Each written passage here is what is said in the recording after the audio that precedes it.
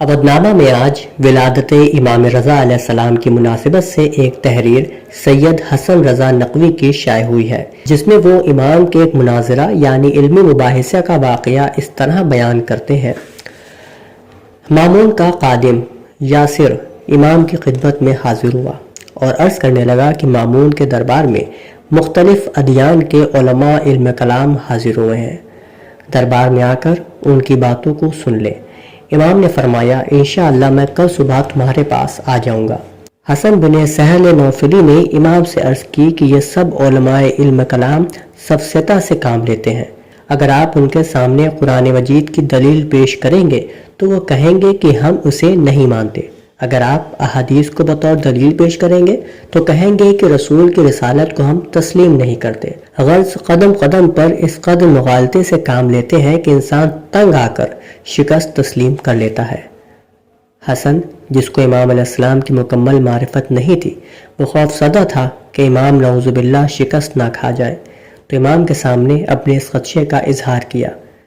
فوراً شاہ خراسان امام علی ابن موسیٰ رضا مسکرا دیے اور فرمایا اے حسن بن نوفلی، تم خوفزدہ ہو کہ وہ میرے دلائل کو نہیں مانیں گے اور میری راہیں بند کر دیں گے۔ اگر میں اہل تورات کے ساتھ ان کی کتاب تورات سے، اہل انجیل کے ساتھ ان کی کتاب انجیل سے، اہل زبور کے ساتھ ان کی کتاب زبور سے، اہل سائبین کے ساتھ ان کی کتاب عبری سے اور دوسرے مذاہب کے پیروکاروں سے ان کی اپنی زبان میں ہر مذہب والے کے دلائل کو اس طرح جداگانہ طور پر باطل کروں گا تو کیا پھر وہ میرے دلائل تسلیم کریں گے؟ تو حسن بن نوفلی کے چہرے پر خوشی کی لہر دوڑ آئی۔ وہ عرض کرتا ہے کہ اس وقت ان کے پاس آپ کے دلائل قبول کرنے کے علاوہ کوئی راہ نہیں۔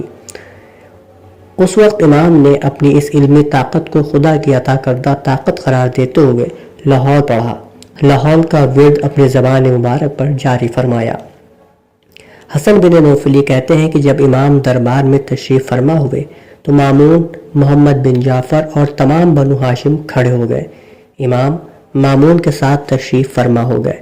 مامون کچھ دیر تک امام کے ساتھ محو گفتگو ہوئے، پھر جاسلیک یعنی پوپ کی طرف منہ کر کے کہا، جاسلیک یہ علی ابن موسیٰ ابن جعفر ہیں، ہمارے پیغمبر کی صاحبزادی حضرت فاطمہ زہرا سلام اللہ علیہا کی اولاد میں سے ہیں، میں اس بات کو پسند کرتا ہوں کہ آپ ان کے ساتھ مناظرہ فرمائیں۔ جاسلیک نے کہا کہ میں ان کے ساتھ کیسے گفتگو کر سکتا ہوں کہ وہ ایک ایسی کتاب کے ساتھ استدلال کریں گے جسے میں نہیں جانتا۔ اس کی بات سن کر امام علیہ السلام نے فرمایا اے نصرانی، اگر میں تمہارے ساتھ تمہاری اپنی کتاب انجیل سے استدلال کروں تو مان جاؤ گے؟ اس نے کہا جی ہاں، تسلیم کروں گا۔ امام علیہ السلام نے فرمایا اب جو تمہارا جی چاہے پوچھو اور جواب سنو۔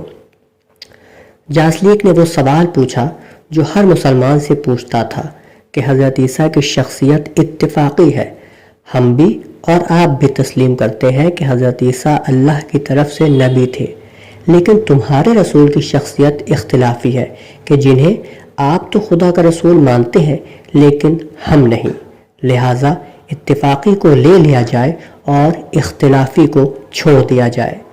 یہ وہ دلیل تھی جس کا جواب دینے سے تمام مسلمان عاجز تھے، لیکن جب امام کے سامنے یہ دلیل پیش کی گئی تو امام رضا علیہ السلام نے جواب ارشاد فرمایا کہ ہم اس حضرت عیسیٰ اور ان کی کتاب پر ایمان رکھتے ہیں کہ جنہوں نے خود اپنی امت کو رسالت مآب کی رسالت کی بشارت دی ہے اور حواریوں نے اس کا اقرار کیا ہے۔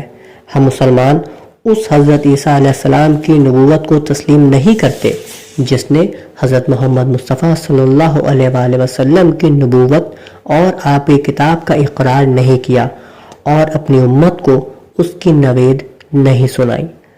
جاسلیک نے یہ جواب سنا تو دنگ رہ گیا جب دیکھا کہ میری دلیل جس پر مجھے مکمل یقین تھا کہ جس کے آگے سب مسلمان عاجز تھے اور ان کے امام بھی عاجز آ جائیں گے، لیکن امام رضا علیہ السلام نے دلیل کے ختم ہوتے ہی فوراً جواب دے دیا۔ اب جاسلیک نے دلیل مانگ کر اپنا دفاع کرنے کی کوشش کی۔ جاسلیک نے امام سے دو ایسے گواہ طلب کیے جو مذہب اسلام سے تعلق نہ رکھتے ہوں اور دونوں گواہ رسول کی نبوت کی گواہی دیں۔ امام نے فرمایا اے نصرانی، یوحنا دیلمی کی گواہی مان لو گے؟ جاسلیک نے کہا یوحنا دیلمی کی گواہی تسلیم کریں گے، امام جو علم لدنی کے مالک ہیں اور کل شعین احسنہ فی امام مبین کے مصداق ہیں، انجیل کا تیسرا سفر پڑھنا شروع کیا، یہاں تک کہ حضرت کے اسم مبارک پر پہنچے تو جاسلیک نے کہا کہ میں اقرار کرتا ہوں کہ آپ انجیل کے عالم ہیں۔ امام نے پھر اس حصے کی تلاوت فرمائی جس میں حضور اکرم صلی اللہ علیہ وآلہ وسلم کا نام، اہل بیت اور امت کا ذکر تھا۔ جاسلیک نے جب سنا تو کہتا ہے کہ آپ نے جو کچھ تلاوت کی وہ انجیل میں بیان ہوا ہے۔ جب جاسلیک نے اعتراف کر لیا تو امام رضا علیہ السلام کی کامیابی مسلمانوں کے چہروں پر نوید بن کے آئی، اور یہ کامیابی امام علیہ السلام کے علم کی افضلیت کو بیان کر رہی ہے۔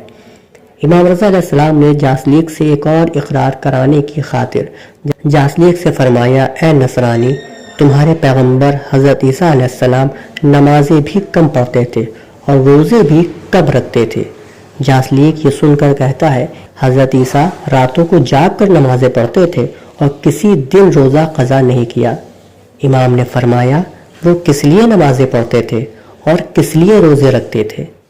جاسلیک اس بات کا جواب نہ دے سکا اور خاموش ہو گیا، اس لیے کہ وہ حضرت عیسیٰ کے نمازی اور روزے دار ہونے کے دعوے سے حضرت عیسیٰ کے بندے خدا ہونے کا اعتراف کر چکا تھا۔ وہ حضرت عیسیٰ کے الوہیت یعنی خدا ہونے کے دعوے سے دستبردار ہو چکا تھا۔ اس وقت جاسلیک کہتا ہے، مجھے حق مسیح کی قسم، میں اقرار کرتا ہوں کہ آپ جیسا عالم اس زمانے میں موجود نہیں۔ امام رضا علیہ السلام نے دربار میں تمام مذاہب کے بڑے بڑے علماء سے مناظرہ فرمایا۔ امام علیہ السلام نے سب کو شکست دے کر اسلامی تعلیمات و عقائد کا تحفظ بھی کیا اور قوم پر یہ بھی واضح کر دیا کہ تخت و تاج پر قبضہ کر لینا آسان ہے، لیکن بساط علم و فضل پر قدم رکھنا آسان نہیں۔ اس کے علاوہ امام ہی سے متعلق سید علی امام شان آبدی کا مضمون بھی یہاں موجود ہے۔